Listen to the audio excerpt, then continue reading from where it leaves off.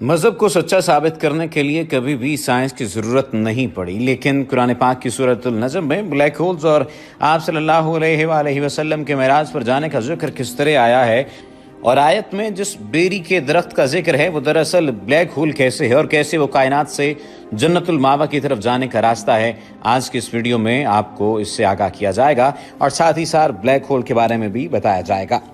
साइंसदान पहली बार कायनात के एक बड़े राज ब्लैक होल की पहली तस्वीर लेने में कामयाब हो गए हैं, जो एक दूर दराज वाक़े के खिशा में मौजूद था। इस हवाले से एक रिपोर्ट जारी की गई है जिसमें साइंसदानों ने ब्लैक होल्स और मेराज मुस्तफा के बारे में तहकीक की। इस तहकीक में सूरतुल नजम की आयात का हवाला भी दिया गया। रिपोर्ट में कहा गया कि एस्ट्रोफिजिस्ट जब कहते थे कि सितारे टूटकर ब्लैक होल में जाते हैं तो ब्लैक होल सितारों में तब्दील हो जाते हैं, इसे एक मजाक समझा जाता था। 2011 में साइंसदान सितारों के ब्लैक होल में जाने बारे दावे को साबित नहीं कर सके थे, लेकिन अब वो इसमें कामयाब हो गए हैं।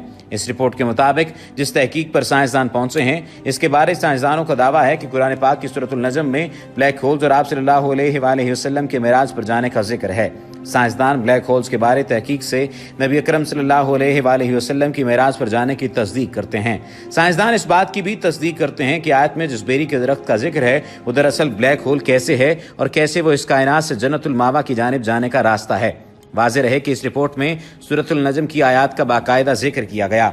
सूरतुल नजम की पहली 18 आयात का तर्जुमा कुछ इस तरह है, सितारे की कसम है जब वो डूबने लगे, तुम्हारा रफीक न गुमराह हुआ है और न बहका है और न वो अपनी ख्वाहिश से कुछ कहता है, ये तो वही है जो उस पर आती है।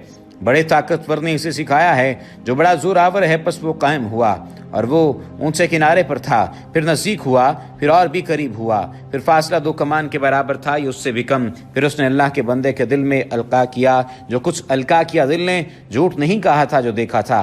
फिर जो कुछ उसने देखा तुम उसमें जगड़ते हो, और उसने उसको एक बार और भी देखा सिदरतुल मुंतहा के पास, जिसके पास जन्नतुल मावा है। जबकि सिदरत पर छा रहा था जो छा रहा था, यानी नूर, ना तो नजर बहकी ना हद से बड़ी। बेशक उसने अपने रब की बड़ी बड़ी निशानियां देखी। वाज़ेह रहे कि साइंसदान पहली बार कायनात के एक बड़े राज ब्लैक होल की तस्वीर लेने में कामयाब हो गए हैं, जो एक दूर दराज वाक़े के खिशा में मौजूद था।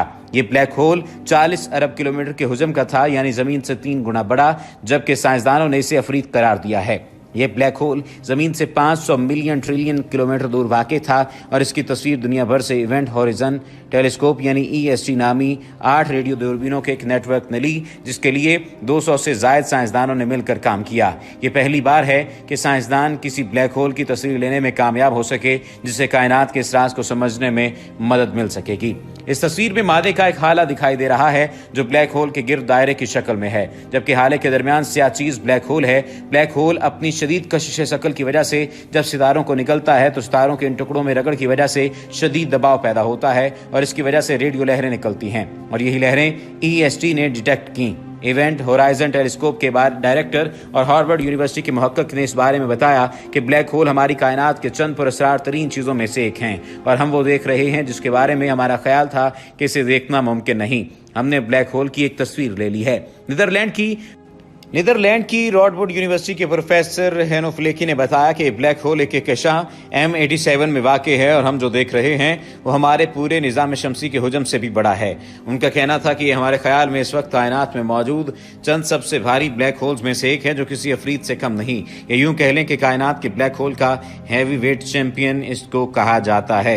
सवाल ये पैदा होता है कि वाक़े मेराज और नजरिया इजाफियत क्या है। अल्लाह रब्बुल इज़्ज़त की पैदा करदा वसी व अरीज़ कायनात कुछ खास उसूल ज़वाबित के तहत अपने निज़ाम को कायम दायम रखे हुए है। यही वो उसूल हैं जिनके बलबूते पर कारगाह हस्ती रवां दवा है।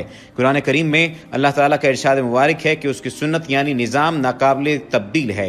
यही सबब है कि आज लाखों नूरी साल की वसत में बिखरे करोड़ों सितारों की पैदाइश, उनकी मौजूदा हालत, उनके मकनातीसी दायरा कशिश और उनमें पाए जाने वाले बुनियादी अनासर के हवाले से माहिरीन फल्कियात ने जितनी भी तहकीकात की हैं, कायनात के हर गोशे में उन्होंने खास जगानगत पाई है और इस तलाश जस्तजु से अल्लाह ताला के फरमान फलन तजिदा लिसुन्नतिल्लाहि तब्दीला, बस तुम अल्लाह के निज़ाम में किसी किस्म की तब्दीली नहीं पाओगे कि तस्दीक फराहम हुई है। अल्लाह रब्बुल इज़्ज़त ने इस निज़ाम हस्ती को जिन करीनों और ज़ाब्तों का पाबंद ठहराया है उन्हें इस्तिलाहन अल्लाह की आदत का नाम दिया जाता है। खुदाबंद कुद्दूस ने इंसानियत की रुस्द हदायत और इस्लाह अहवाल के लिए सिलसिला अंबिया कायम किया और हर नबी को किसी खास इलाके या कौम की तरफ किसी खास मकसद की इंजाम दही के लिए मबूस फरमाया। फिर जब किसी उम्मत ने अपने पैगम्बर की तकज़ीब की तो अल्लाह ताला ने अपने उस बरगज़ीदा نبی علیہ السلام کی تائید میں اس نبی علیہ السلام کے ہاتھ سے کچھ نشانیاں ظاہر فرمائیں۔ انبیاء کے دست مبارک سے ظہور پذیر ہونے والی نشانیوں کو اللہ کی قدرت کا نام دیا جاتا ہے۔ کسی نبی کی نبوت کی دلیل کے طور پر اللہ کی عادت کے مربوط نظام یعنی عالمی اسباب کی طے شدہ اصول و ضوابط سے ہٹ کر کسی فعل کے صادر ہونے کو معجزہ کہا جاتا ہے۔ معجزہ معراج کی دیگر معجزات پر بھی فضیلت ہے۔ عالم انسانیت کی طرف بھیجے گئے انبیاء کرام کی مجموعی تعداد کم و بیش 1,24,000 ہے۔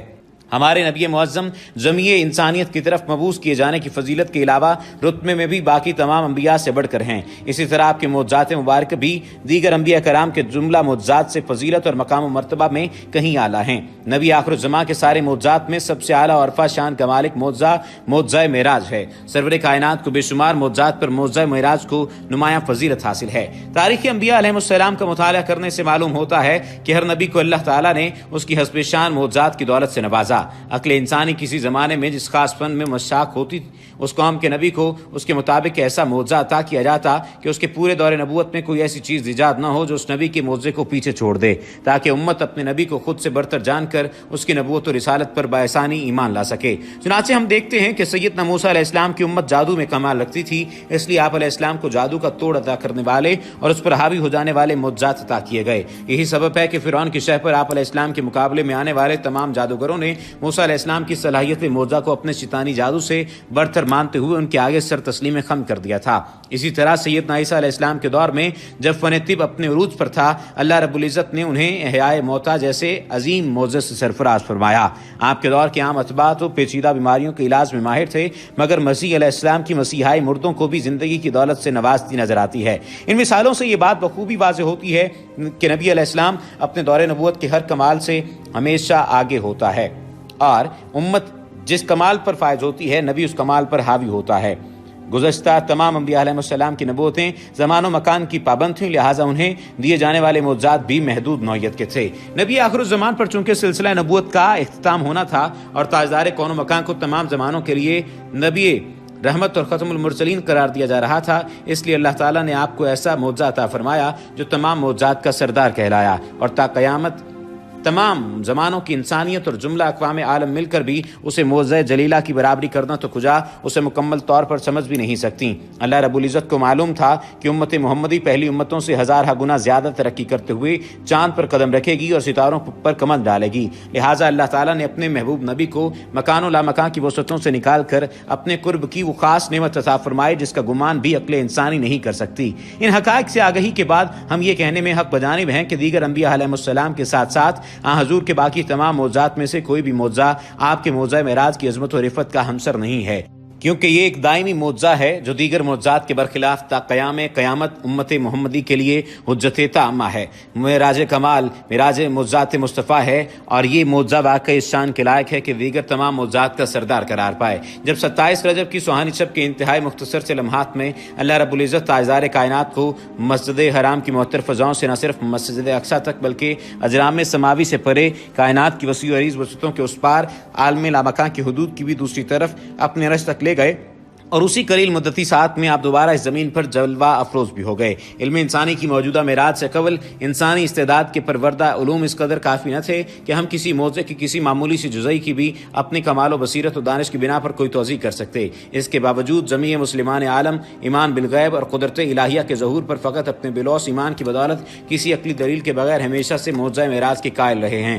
فی زمانہ علوم انسانی اس قدر ترقی کر چکے ہیں کہ خیر القرون کے بعض معمولی نوعیت کے خرق عادت واقعات کی توضیحات اب کسی قدر انسانی عقل کی سمجھ میں آنا شروع ہو گئی ہیں۔ عقل انسانی اپنی گوناگون ترقی کے باعث آج اس مقام پر فائز ہے کہ اللہ تعالیٰ کی عادت یعنی عالمی اسباب کی بہت سی پیچیدہ گتھیاں سلجھانے کے علاوہ اس کی قدرت کے اظہار کو بھی بعض قرینوں کی مدد سے جزوًا سمجھنے اور اللہ تعالیٰ کی عظمت کے معترف ہونے کے قابل ہو رہی ہے۔ جوں جوں عقل اپنے کمال کی طرف بڑھے گی، معجزے کی صحت کے قریب تر ہوتی چلے جائے گی، اور وہ دن دور نہیں جب سراسر مادی عقل کے رسیہ محققین بھی قدرت الہیہ کو حق مان کر اس کی دہلیز پر سر بسجود ہو جائیں گے۔ آج سے 14 صدیاں قبل ڈارک ایجز میں کہ جب دور جاہلیت نہ صرف سرزمین عرب بلکہ پوری دنیا میں عروج پر تھا، واقعہ معراج کا تصور بھی ناقابل عمل اور ناقابل یقین محسوس ہوتا تھا۔ اس زمانہ جاہلیت کی تو بات ہی کیا، آج کے اس ترقی یافتہ دور کا انسان جس کے لیے صبح مسائے اور فضائے بسیط میں سفر ایک معمول کی چیز بن کر رہ گیا ہے، وہ بھی کرۂ ارضی سے باہر ایتھر میں خلائی سفر کے ضروری لوازمات کے بغیر